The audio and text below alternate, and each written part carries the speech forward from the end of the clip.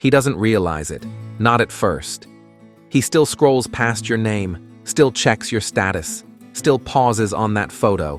To him, it's casual, innocent. He's just looking. But something is shifting, and he can feel it. Because every time you smile without him, every time you stay silent instead of chasing, every time you choose peace over proving your worth, he's watching.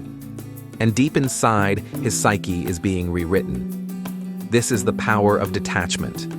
Not cold, not cruel, but conscious.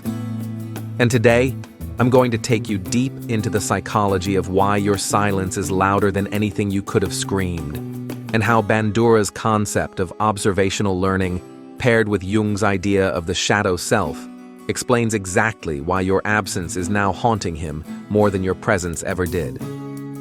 Let's start with something most people miss. Men don't always learn through words. They learn through experience. This is what Albert Bandura spent decades proving. When someone observes a behavior and the emotional consequences tied to it, they internalize it, even without consciously trying. So when you were always available, always explaining, always forgiving, that was his training ground. He learned, you'll wait, you'll overextend, you'll tolerate, you'll make excuses for his inconsistency. But then, one day, you stopped. Not out of revenge, not to manipulate, but because something inside of you said, I deserve more. And the moment you did, he started to observe a new reality. He began to feel the void, the one filled not by punishment, but by your peace. This is where Jung's idea of the shadow comes in. Because what he sees in your withdrawal isn't just loneliness. He sees his own unworthiness reflected back, and that's terrifying. You see, when you were there, always trying, he never had to confront his shadow. But now your absence has become a mirror, a silent, powerful mirror that reflects everything he didn't want to see. His avoidance, his emotional immaturity, his inability to value real love. And slowly, silently, he's learning. He's noticing the contrast between how you used to be and how you are now. He remembers how you used to plead, and now you're glowing in stillness. He recalls how you would justify his every action. Now, you don't explain anything. You don't need to. That's what self-worth does. But here's the key. This transformation isn't about him.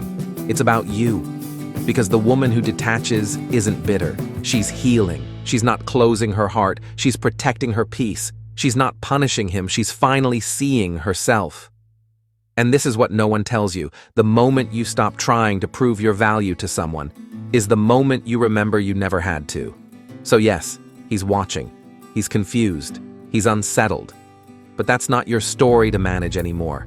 Your story now is about you, choosing boundaries over begging, self-respect over sacrifice, depth over drama. And that kind of shift, that's not just powerful, it's spiritual. So if you're in that space right now, where you feel guilty for letting go or unsure if he even notices, remember this.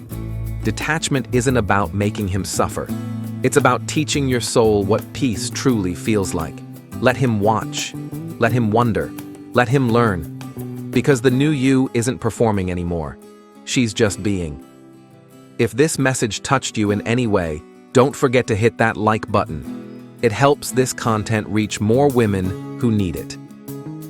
Share your story or your journey in the comments. I read every single one.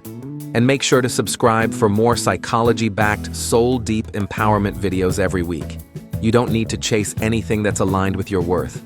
Let them watch you rise, silently, powerfully, unapologetically.